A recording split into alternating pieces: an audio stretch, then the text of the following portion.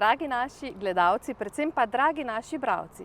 Danes vas prav lepo pozdravljamo s terena, kot lahko vidite, kajti želimo vam na drugačen način predstaviti knjigo, predvsem pa njeno avtorico, našo domačinko Lucijo Čakš. Lucija, prav lepo pozdravljena. Lep pozdrav. Zdaj, pred nedolgo tega je izšla tale tvoja knjiga, potem pa Svisci zavijajo. Najprej iskrene čestitke za knjigo. Hvala. Zdaj me pa najprej zanima, kako je ta knjiga sploh nastala. Ta zgodba je res kar zanimiva. Jaz sem si želela napisati knjigo in v jeseni 2019 sem se odločila, da zdaj jo pa bom. In potem decembra sem se oglasila na uredništvu Iskrenih in je tamkajšnji knjižni urednik me vprašal, če slučajno poznam koga, ki bi napisal mladinski roman o fantih. In sem rekla, ja, sebe! In zelo hitro so začela sodelovati. Liki so se mi zelo hitro narisali pred očmi. Zelo jasno sem imela takoj idejo, da želim pisati o skavtih, ker to je res en kup pustolovščin, en kup dogodivščin, ki jih lahko vpleteš v zgodbo. In v resnici je potem knjiga bila napisana v dobrih 4 mesecih. No. Krasno. Zdaj, rekla si, da je to mladinski roman, pa je knjiga namenjena samo mladim bralcem. Jaz bi rekla, da ne. Jaz mislim, da je lahko všeč tudi starejšim bralcem, da sem dobila tudi že nekaj takih odzivov. Absolutno ne samo skavtom, tudi tistim, ki skavtskega sveta ne poznajo. In bo pa ta knjiga mogoče dala en vpogled v to, kako je biti skavt, kakšna je ta izkušnja.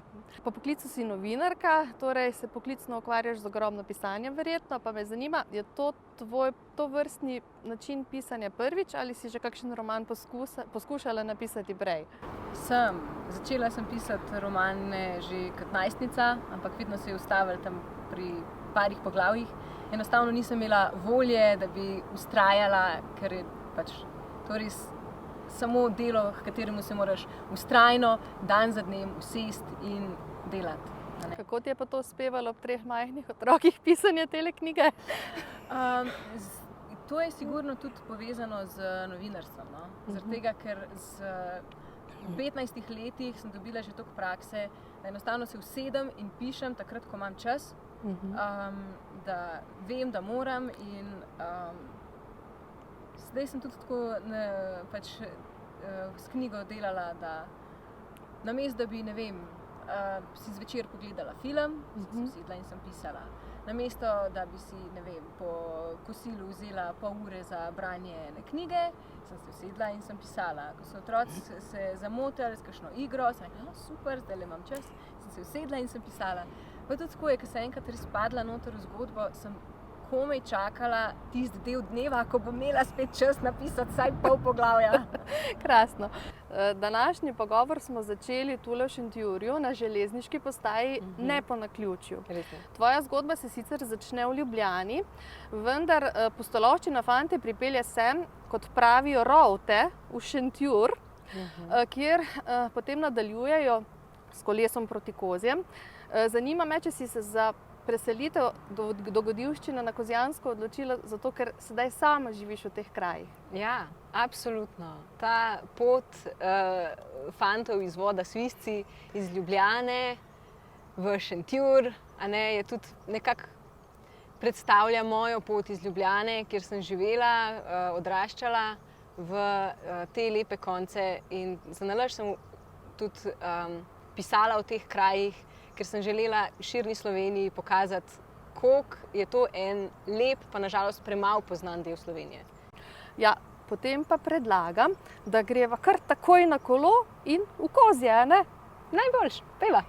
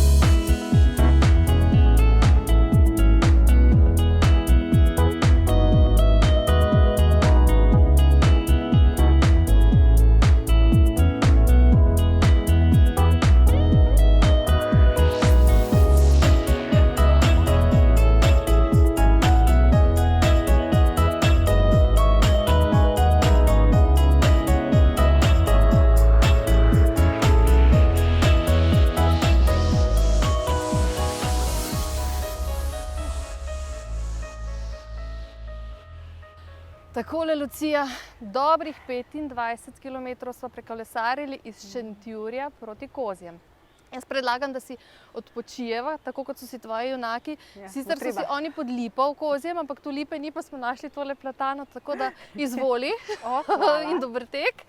Pa me zanima, ali si ti mogoče sama kolesarka oziroma si sama prekolesarila to pot, ki si jo opisala? Kolesarim samo ljubiteljsko. V srednji šoli, se pravi, ko sem bila v letih mojih junakov, sem več. Sem v enem dnevu tudi prišla iz Ljubljane do Bleda, kar se mi je zdel kar lep podvig. Te poti pa nisem prekolesarila. Del sem jo prevozila z avtomobilom, del pa tudi s pomočjo Google Street Viewja. Krasno.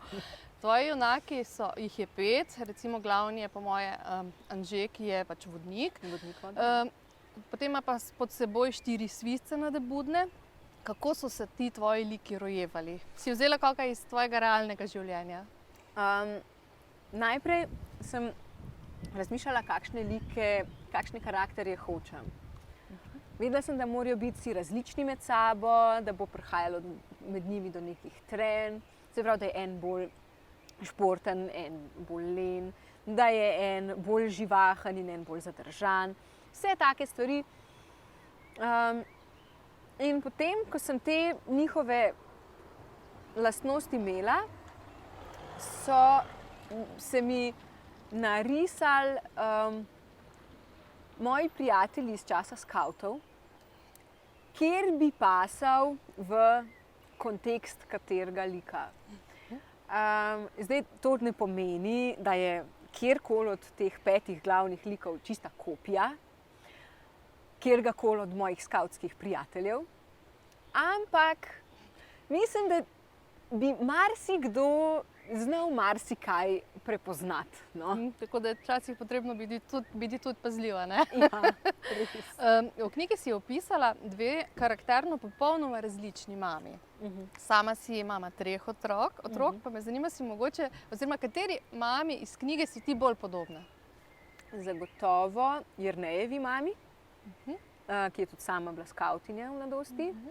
In je bolj sproščena, otrokom pušča več svobode, jim zaupa in se tudi ne vznemirja pretirano, če kdaj kaj ne gre čisto po njenih planih. Oziroma, to je način materinstva, za katerega se jaz trudim, ne moram pa reči, da mi vedno čisto uspeva. Rekla si, da si bila sama skavtinja. V knjigi si opisala tudi Pripetljaj, kjer fantje z geotrikotniki jedo sladoled planice, kot ga sedaj tudi midve. Pa me zanima, je to plod tvoje domišljije ali se je to dejansko tudi res zgodilo? Ne, to se je res zgodilo. Ne sicer na kakšnem izletu, ampak na vodovem sestanku. Moj vod se je imenoval Gazele in smo med sabo punce rade praznovale tudi rojstne dneve. In bil je krasen top, mislim, da majski dan, ena od skavtin iz voda je imela rojstni dan in smo rekli, dajmo ji kupiti sladoled. In smo res sladoledom presenetile. Smo ga postavili tam na pločnik na dvorišču in potem smo ugotovili, da nimamo žlic. No, smo se gledali, pa ena potegne peresnico ven, geotrikotnik. In ostalo je zgodovina. No, in tudi takole gre. Očitno gre. Je še mogoče kakšna dogodivščina iz tvojega skavtskega življenja, ki je nisi opisala v knjigi, pa bi želela sedaj, da bi jo? Veliko je še dogodivščin, ki bi jih želela dati v knjige. Pa ne moram govoriti o obžalovanju, samo v veselem pričakovanju, da bom lahko še dala te dogodivščine v naslednje knjige, ki prihajajo. Krasno. Smo si kaj spočile? Malo pa. A greva naprej proti Podčetrtku? Pejva. Tvoji junaki so sicer to pot prevozili v 2 dneh. Ja, res je. Midve sva pa imamo ogromno energije in greva kar v enem dnevu. Sladoled je dober. Tako.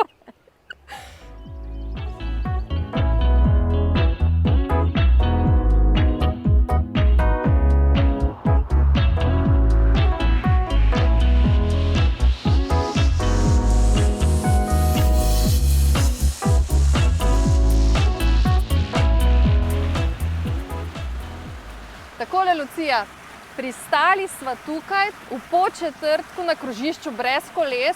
Ja. Tako se zgodi tudi tvojim junakom v knjigi, vendar ne bova izdali. Zakaj? Ker bi želeli, da sami knjigo preberete. Povej, se ti zdi, da današnja mladina dovolj bere? Ja, vedno se najdejo taki, ki veliko berejo. Se pa najdejo taki, ki berejo malo, pa tudi taki, ki ne berejo sploh nič. Ampak jaz sem res vesela, da imamo v Šmarju tako krasno knjižnico, kjer je ogromno izbire, vsak najde kaj zase. Tudi kot mama 3 otrok vidim, da si oni lahko vedno najdejo, kar jim srce poželi. In res vabim tudi naše gledalce in bralce, da ne obiščejo knjižnico in si poiščejo kaj, kar jim bo všeč. Lahko tudi knjigo, potem pa svisti zavijajo. Bom zelo vesela. Krasno. Ta knjiga je že na naših knjižnih policah. Povej tudi, glede na to, da danes mogoče gledajo tudi mlajši gledalci, ki bi sami nekoč želeli postati pisatelji. Imaš kakšen nasvet za njih?